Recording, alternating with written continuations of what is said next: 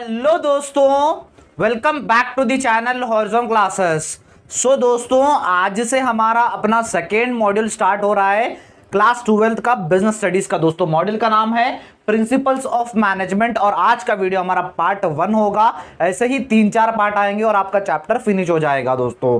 सो चलिए हमारे वीडियो की हम शुरुआत करते हैं। सो दोस्तों, आज के इस वीडियो में हम 3 टॉपिक डिस्कस करेंगे। फर्स्ट हम देखेंगे प्रिंसिपल्स ऑफ मैनेजमेंट होता क्या है, उसके बाद natures of principles of management देखेंगे और तीसरा टॉपिक होगा हमारा significance of principles of management. ये 3 टॉपिक्स आज के इस वीडियो में डिस्कस करेंगे दोस्तों। सो चलिए हमारी वीडियो की हम शुरुआत करते हैं। सो दोस्तों, पहले हमें अपने चैप्टर का नाम जानना जरूरी है। अगर चैप्टर का नाम अच्छे से समझेंगे तो आपको पूरा चैप्टर अच्छे से समझने आ जाएगा दोस्तों। देखिए चैप्टर का नाम क्या है, प्रिंसिपल्स ऑफ मैनेजमेंट है। मैनेजमेंट का तो मीनिंग पता ही है, फर्स्ट चैप्टर हमने पढ़ लिया है। अब देखिए मैनेजमेंट किसे कहा जाता है। मैनेजमेंट क्या होती है, मैनेजमेंट में एक टीम होती है जो टॉप लेवल, मिडिल लेवल और लोअर लेवल की एक टीम होती है मैनेजमेंट की। ये लोग क्या करते हैं, ये जो भी अपने हाथ के नीचे एम्प्लॉयज आते हैं और रिसोर्सेज आते हैं उसका बेस्ट तरीके से इस्तेमाल करते हुए मैक्सिमम प्रॉफिट और मैक्सिमम यूटिलाइजेशन करना उन लोगों से बोल के इनका मेन इंटेंशन होता है मैनेजमेंट टीम का।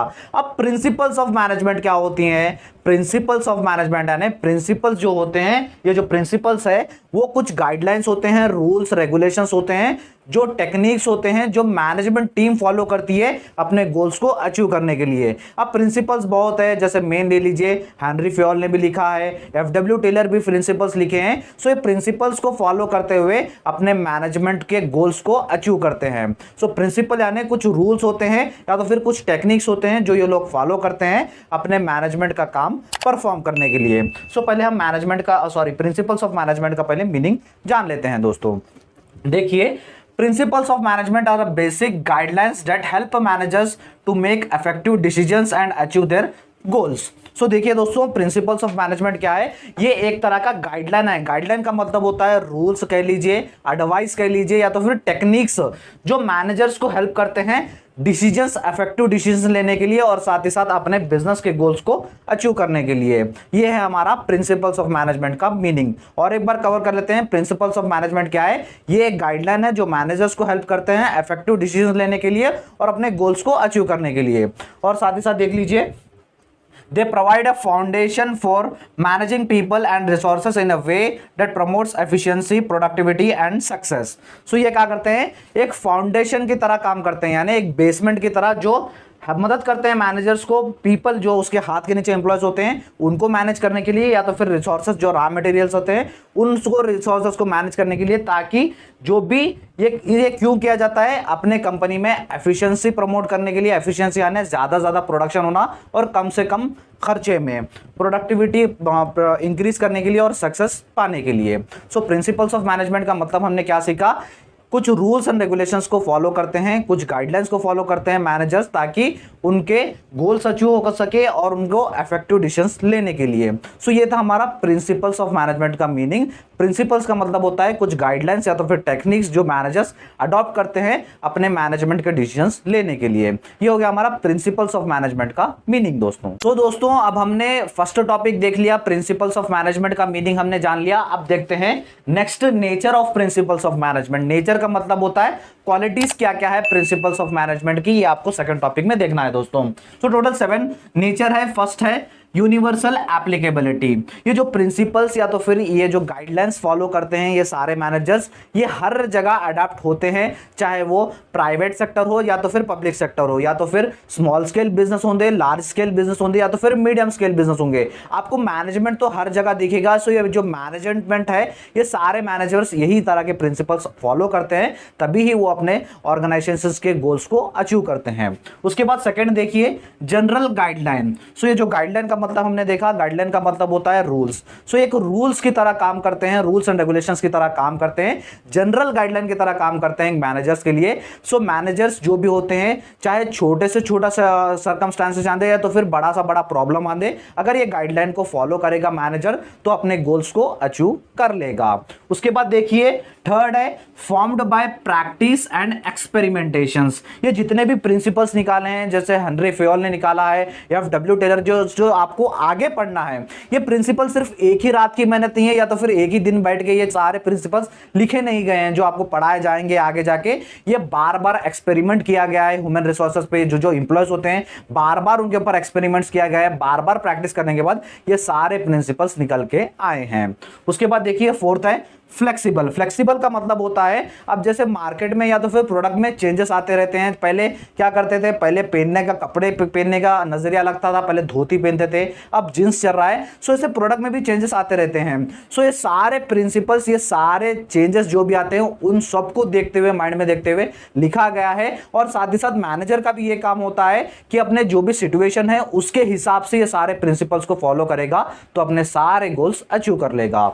उसके बाद देखिए फिफ्थ है मेनली बिहेवियरल। मेनली बिहेवियर का मतलब होता है इसका मेन टारगेट क्या है। ये जो भी प्रिंसिपल्स लिखे गए हैं मैनेजमेंट का, इनका मेन टारगेट क्या है? इनका मेन टारगेट है ह्यूमन रिसोर्सेज, यानी जितने भी आपके एम्प्लॉयज आएंगे कंपनी में वो सारे एम्प्लॉयज को कवर करने के लिए मैनेजमेंट के प्रिंसिपल्स लिखे गए हैं। और साथ ही साथ रिसोर्सेज भी ये कवर करते हैं, जैसे रॉ मटेरियल्स आते हैं।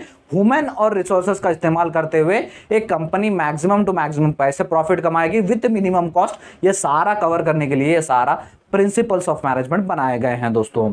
उसके बाद सिक्स्थ है कॉज एंड इफेक्ट रिलेशनशिप, यानी अगर आप कॉज एंड इफेक्ट रिलेशनशिप का मतलब होता है आप जैसा करोगे आपके बिजनेस को वैसा अफेक्ट होगा। फॉर एग्जांपल के तौर पे हम एक प्रिंसिपल ले लेते हैं, डिवीजन ऑफ वर्क है। डिवीजन ऑफ वर्क एक प्रिंसिपल है। अगर आप डिवीजन ऑफ वर्क के हिसाब से अगर आप प्रिंसिपल फॉलो करेंगे तो आपका वर्क बढ़ जाएगा, आपका एफिशिएंसी बढ़ जाएगा, यानी आपका वर्क एकदम में बढ़ जाएगा। सो आप जो डिसीजंस लेंगे वैसे आपके बिजनेस को इफेक्ट पड़ेगा, ये आपका प्रिंसिपल्स ऑफ मैनेजमेंट कहता है।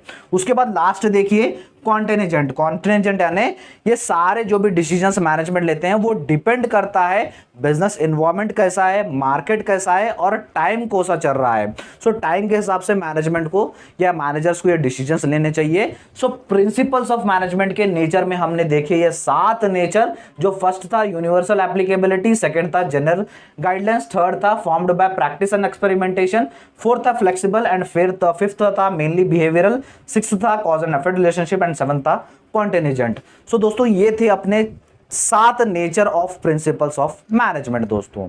तो दोस्तों अब तक हमने सारे 2 टॉपिक्स कवर कर लिया। बढ़ते हैं हमारा last topic, significance of principles of management, यानी अगर प्रिंसिपल्स ऑफ मैनेजमेंट कैसे मदद करता है कंपनी को या तो फिर मैनेजमेंट टीम को या मैनेजर्स को, वो आपको इस टॉपिक में देखना है। टोटल 6 सिग्निफिकेंस है, आपको या तो फिर इंपॉर्टेंस भी पूछे तो सेम ही होगा दोस्तों। फर्स्ट है providing managers with useful insights into reality.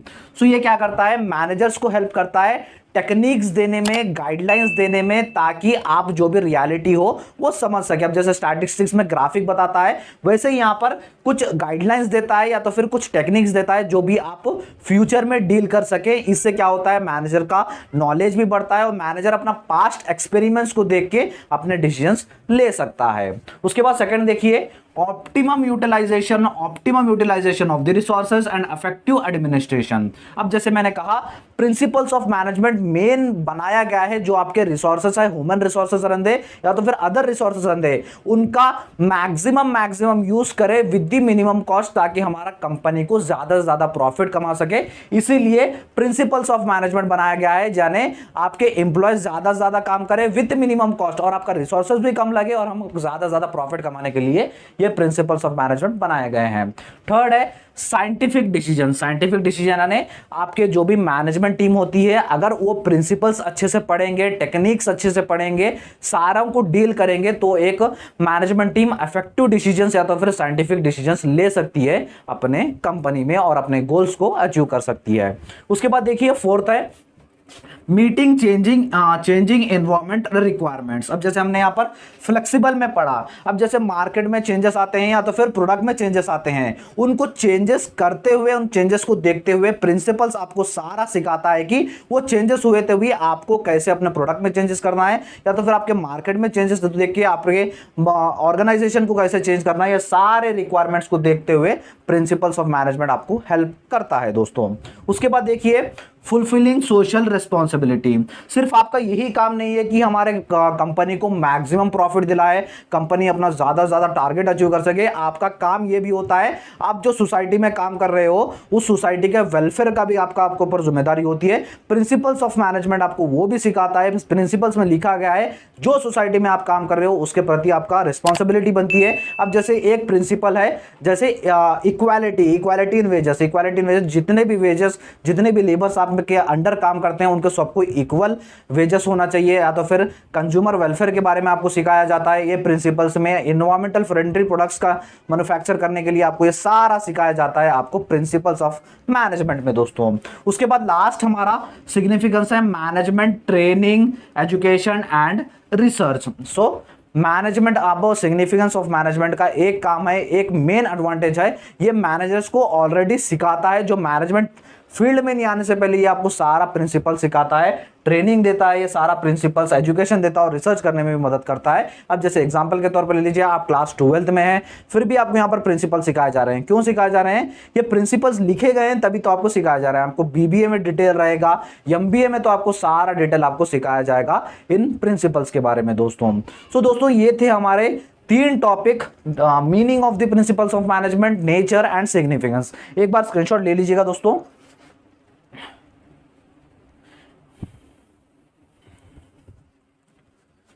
सो दोस्तों आई होप आपको हमारा आज का वीडियो इन्फॉर्मेटिव और हेल्पफुल लगा होगा। अगर आपको हमारा वीडियो इन्फॉर्मेटिव लगा तो हमारे इस वीडियो को लाइक कर दीजिए, अपने फ्रेंड्स के साथ शेयर कीजिएगा दोस्तों। और दोस्तों मैं क्लास 12th का सिलेबस स्टार्ट किया था बिजनेस स्टडीज के लिए, जिसके प्लेलिस्ट का लिंक मैं आपको डिस्क्रिप्शन बॉक्स में दे दूंगा, जहां पर आपको एक ही जगह आपको सारे क्लासेस मिल जाएंगी दोस्तों। सो एक बार डिस्क्रिप्शन बॉक्स भी चेक कर लीजिएगा दोस्तों। आई होप आपको वीडियो अच्छा लगा होगा। सो दोस्तों चैनल को सब्सक्राइब कर लीजिए, अपने फ्रेंड्स को भी शेयर कीजिएगा। थैंक यू सो मच दोस्तों।